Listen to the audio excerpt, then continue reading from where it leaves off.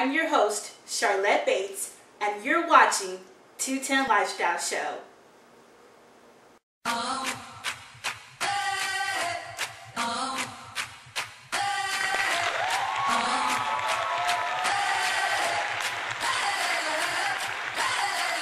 It's the 210 Lifestyle Show. It's the 210 Lifestyle Show. It's the 210 Lifestyle Show.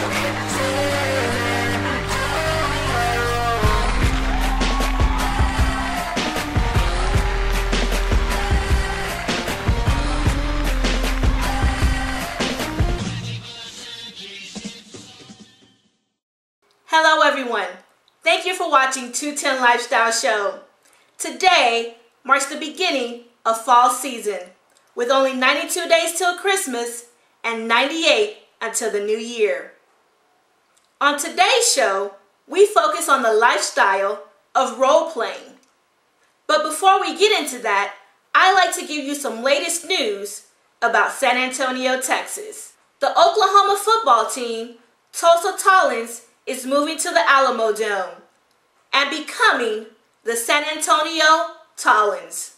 That's right, San Antonio gains a football team, and they're scheduled to play next March. Now that's the latest news. This past week, I had the pleasure to sit down and interview one-on-one with actor and producer Nate McGarity. Nate McGarity is a native of San Antonio, Texas, who moved to San Diego, California to play college basketball, but later found that he had a passion for acting. Here's my interview with actor and producer Nate McGarity. Right now I have the opportunity and privilege to interview actor and producer Nate McGarity.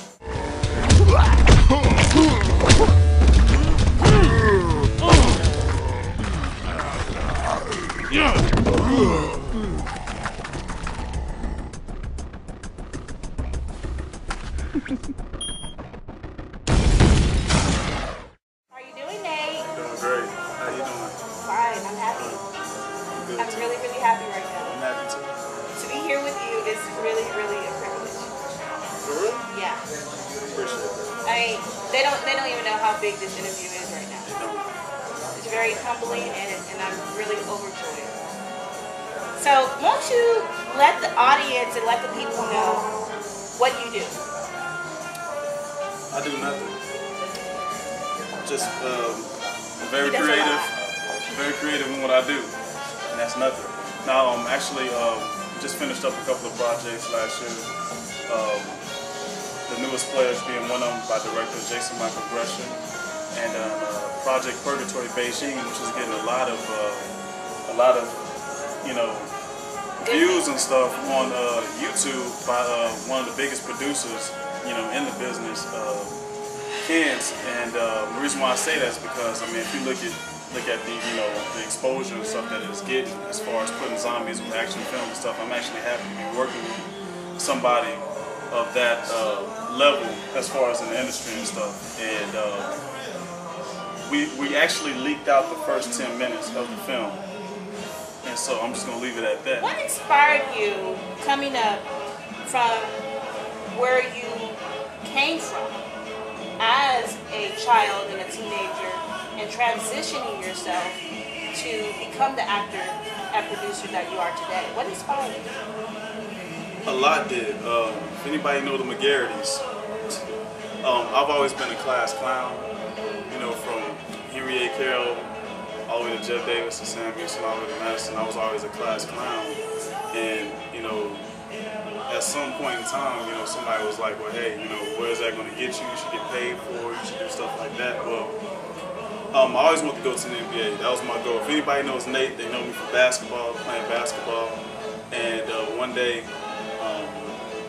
I was with my roommate on Soul Train, and I liked the atmosphere. It was in Paramount Studios. I met Dorian Gregory, Don Cornelius, and I ended up meeting somebody from MTV, and they pretty much steered me the right way because I wanted to be in some type of showbiz. I didn't care what it was. I wanted to be in some type of showbiz. So I remember my roommate telling me that if I go talk to Don Cornelius, don't ask me to take you to the hotel room if he kick you out. And I told him I felt like if he didn't want nobody talking to him, then he would have security around him. So I went up and I talked to him, hey, Don Cornelius, and everybody's like, Nate, you doing it, Nate, this and that. Talking to him, hey, I used to wake up at 9 o'clock in the morning with my mama to watch Soul Train. You remember Soul Train? Yes. And still to this day, we still do. Who don't remember Soul Train back in our day? You know, Yeah. it ain't on now. But when we were coming up, you know, we couldn't wait to hit the Soul Train line in the living room. You know Exactly, or at the family reunions and stuff. You know what I'm saying? But the thing about it is that to actually see it being filmed, I mean, I walked in, you know, you got Lil Wayne over there, you got Lil Zane, everybody just collabed. This is doing the whole Making the Band era, you know, so you got the Making the Band people over there, you know, just a whole bunch of people that was, you know, involved in this small, I mean, the set was very small. But how it all came together. And how it all came together, exactly. I mean, you had about like 1,000 people on the dance floor, but you had about 12 people that you actually saw on TV. You know, so I can remember me calling my mom. I was like, hey, you know, I'm gonna be on TV, this and that. You can see me for about 5 seconds, but I'm on TV, you know, this and that. And I would actually point on myself and stuff, and it just kind of just built up, and I started meeting people, and it just pretty much took off from there. I mean, I had a vision, and you know, that's basically what it is. Ran with it. Shout out to Dorian Gregory, also the host. You might have seen him on Charm and stuff. Yes, also, he's a very good friends with him. Very good friends with him. He actually the one who started, you know, the process of helping me in my career. And so still to this day, every now and then I see him at 24 Hour Fitness and we'll laugh at him. What was your first big acting role? Shout out to Candace DuPaul at Stu Siegel Productions. This story actually took place when I was actually working on the Veronica Mars show. Point Pleasant, which came on Fox, the director on Veronica Mars told me that, you know, you should be on television. And this was when I was an extra. So what I did was I was still in my wardrobe, and I had a Neptune's High School Letterman jacket on and stuff. And I went over to Stu Siegel's production, which was next door, and they was having a casting for Point Pleasant. And I went in there, and the breakdown had nothing to do with an African-American male at all. So what happened was, when they had called Nate McGarity, I went in there and they told me to slate. At that point in time, I didn't know what slate meant. I just know the difference between me graduating from college and going home to San Antonio. No disrespect to San Antonio, I love everybody here. Or taking a chance and making something out of it so I can better represent San Antonio. So when I went in there, they looked at me, and if you could see the look on the director's face and on the producers, it was a role of me kissing a white female. And so at that point, I didn't have a headshot. I had a resume, and the only thing that was on that resume was a Soul Train background dancer. Back to the Soul Train. Yeah, and so they laughed, and they was like, okay, you know, go ahead. Do what you gotta do. And so on the script it had one word and it said fire. So the director tells me, okay, Mr. McGarity, you're dancing with a female and then you see a fire.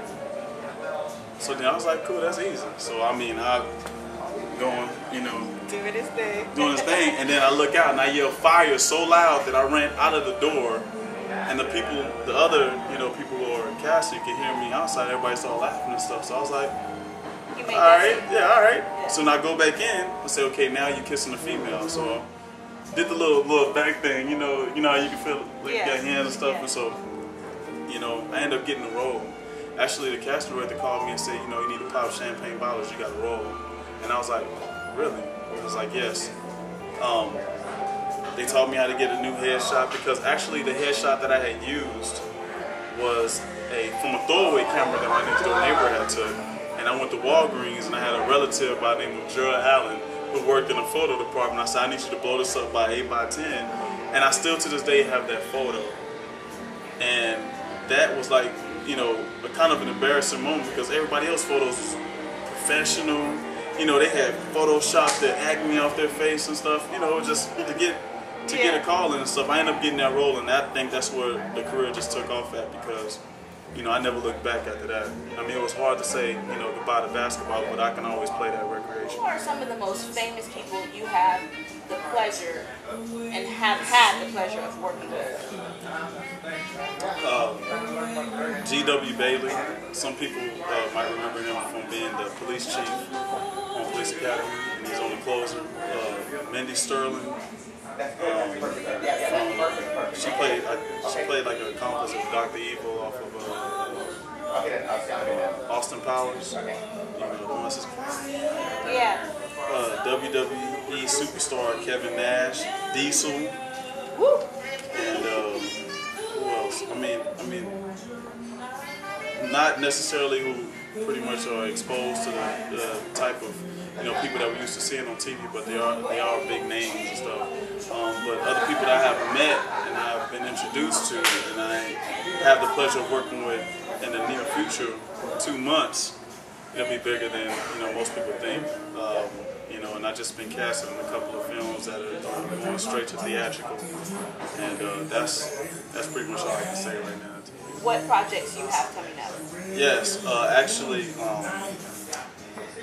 I've been honored to meet a guy by the name of Laurent Sec, and he's from Africa. The guy had a vision. I actually met him on a video shoot that he was shooting, and he had a great script. And me working for Emmy Award-winning production company, he actually went through the company that I work for to get the script done, to be written by an Emmy Award-winning writer by the name of Susan Flanagan. Shout out to Susan Flanagan, Bidwell Tyler, Matthew King Ringo, and he got it done. And I mean, the script is very beautiful, and the name of the film is called Zouk Love.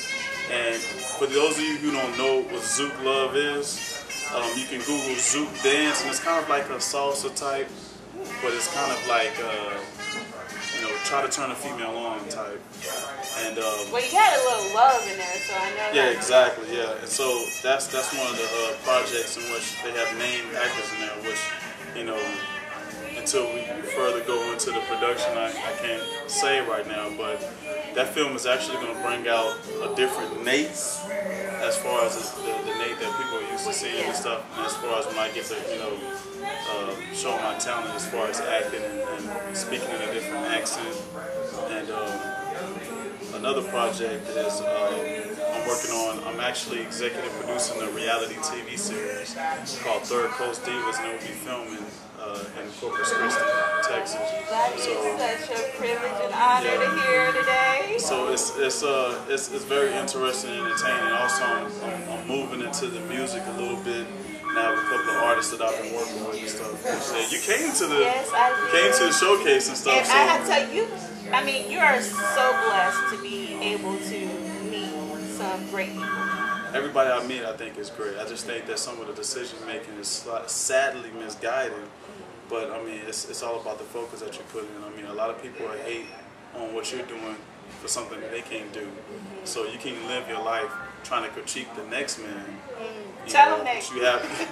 You have to sit up here and do what she got done, because your baby mama gonna tell you, well, you sitting there talking about him. What are you doing? Yeah. You know, so that's pretty much the upcoming routes. But it's a couple of other films and stuff that I'm working on. I just don't want to sit up here and say right now. But it's definitely in the works. But they will see. They will see. They will see. So to end it up here, Nate, what advice would you give to your peers or to any other people that would like to go in the direction of acting? First and foremost, you gotta put God first, and you know, secondly, do research and don't listen to nobody who's not in a position or have the knowledge to do what you want to do. You know, you can't ask nobody how to do it if they've never done it before. And just, you know, pretty much just sign up for these agencies, get a professional photographer to get headshots, and you know, just make all your auditions on time, know your lines by heart, and nothing is embarrassing about acting. Nothing's embarrassing about trying something if you've never done it before. And have I had some embarrassing roles? Yes. You know, have I had some embarrassing, you know, and have I had roles where my boys won't laugh at me? Yes, I have. You know, I would just say stop using the excuse about the way your life is, because the reason why you're thinking the way you think is because you want to make a change. And for people who want to be actors, there's a lot of people who want to be on television.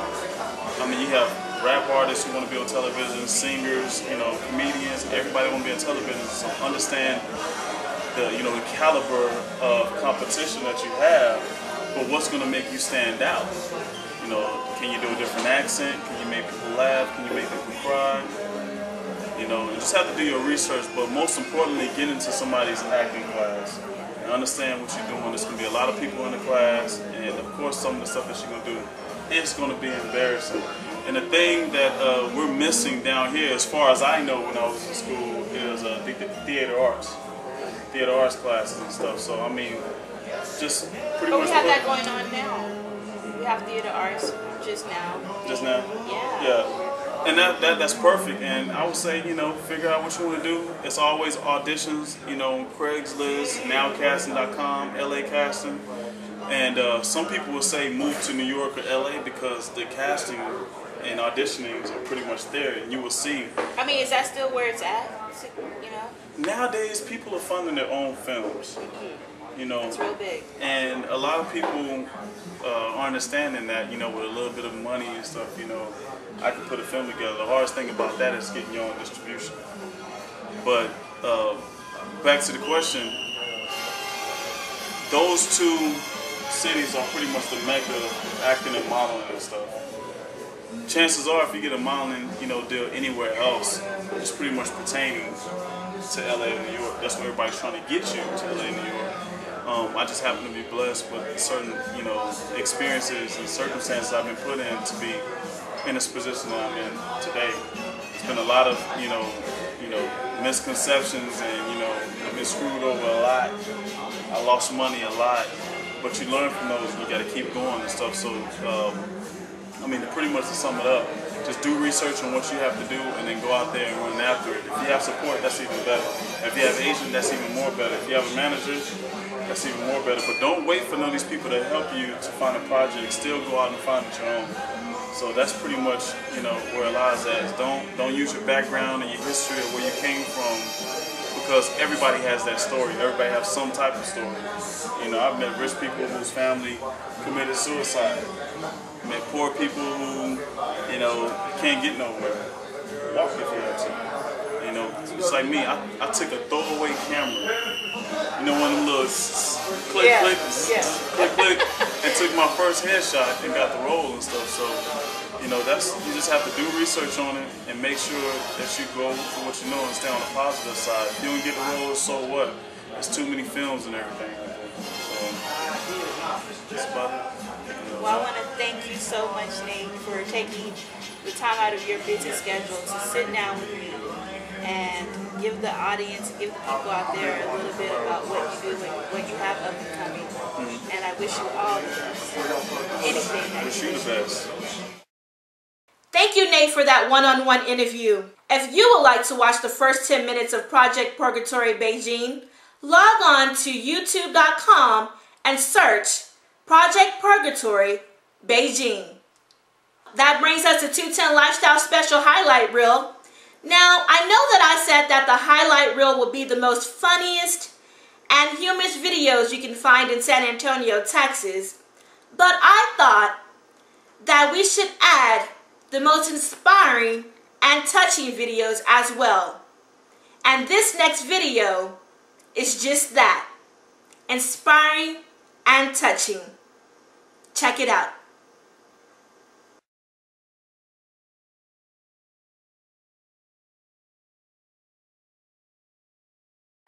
So now you're trying to get Marcus Tracy here? You're trying to get Marcus Tracy here. Say something again. You heard you what I better said. You better get. You heard what I said. Get your hand on that door. What's wrong with you? I swear you just like that. Get out my face. You are just like that. Get out my face. What is wrong with you? Get out my face. Your name's right. Say, oh, I'm like that, right? Just like that. Move. Someone help. You? These people don't care about you getting beat. But you know what? I'm gonna fix that. Shut up. Shut up. Leave my mom and Aunt Janelle alone.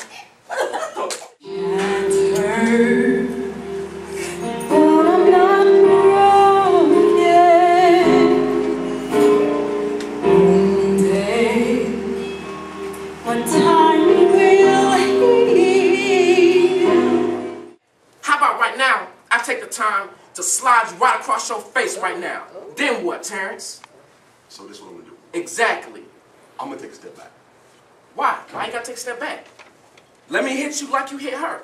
Well, Since you would have thought, oh, you a Christian? I'm a Christian. All right, I'll back down. I gotta go take a shower again. I'm supposed to be meeting the boys at the strip club and stuff. Now I gotta go take a shower. At the strip club? Why you looking at me like that? Baby, everybody know they serve the best steaks at them strip clubs. Said I'm holding on, my change is coming, yeah, my change is coming. Said I'm holding on, said I'm holding on. Janae, answer my question. What happened? Why is he here? Because your sister was across the hall and heard you screaming. She called the police. See, Tracy, this is what I'm talking about. If she doesn't talk to me, I can't do anything. Janae. Take this whole situation and throw it out. No. You know I don't take no for an answer, Janae. Get it!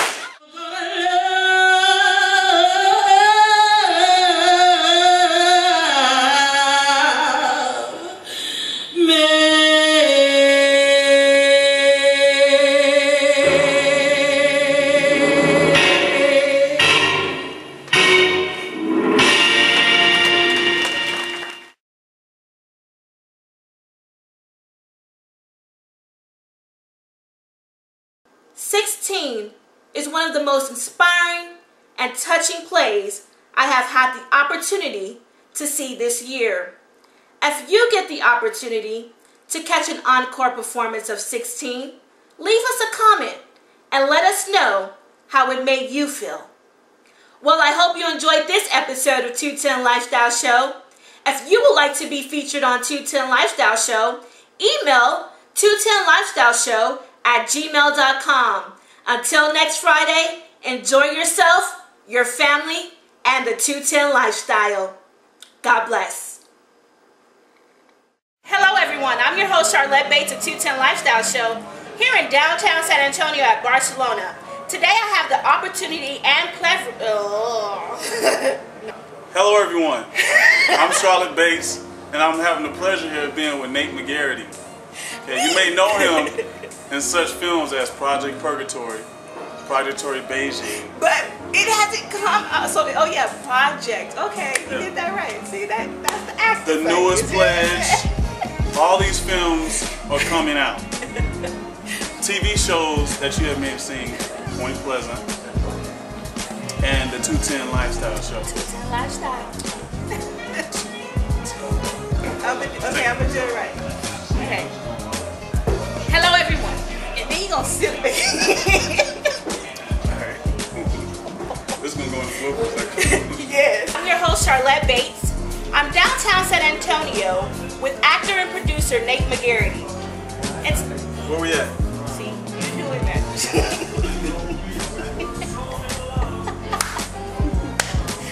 Okay. Alright, I'm gonna leave you alone. Alright, ready? Alright, ready. Go. Okay. Hello everyone. Alright, cool. Now, Nate is originally and a native of San Antonio, Texas. East Side. That's right. But there's been a lot of people that influenced my life as far as, you know, growing up. I mean, especially being on the East Side of San Antonio, there's a lot of people I met, like, Darrell, Chris Collins, Patrick Avalanche, Chris Avalanche. A lot of potential. Alvin Perry. I mean, AP, I mean, the dude's one of the funniest dudes ever. You know what I'm saying? Like, he's a funny cat. I mean, my cousin was like, hey man, get in here and look at this Facebook Awards and this and that. That's the whole thing. Then when I end up going to Madison, I end up meeting a group of guys in which people from the East Side where I grew up thought was corny. But actually, these guys are actually doing something with themselves and stuff. Shout out to New Money, Sean Morton, Money Mike, and I see a lot of people doing, Eric Morgan, James Drummond, aka Precision and stuff. A lot of people. Precise and determined. Exactly. Shout out to Tawan, Antoine Williams. I see you doing your thing out there. He's a minister now. You know, it's just a lot of things that pretty much influenced Nate McGarity to go a different route and different places and stuff. You know, and that's pretty much what I'm leaning towards. I'm actively always, you know, talking to these top brands boys in the girls club. I'll never forget where I come from. Yeah. You know, even you, we went to school together. Yes, we did. We went to school together and We stuff. So together and went to the East Side Boys and Girls Club on the weekends. I would see Nate, and he would be he had to be the house of the show of the building.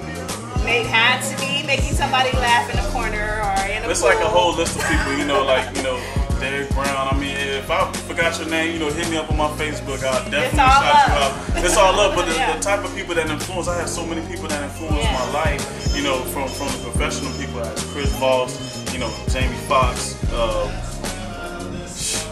the list goes on. Jason Michael Brescia, you know, Cans, George Morris. I mean, so many types of people who are doing things that went through something to get to where they're at right now. Those influential people. Exactly. And you just have to think outside the box.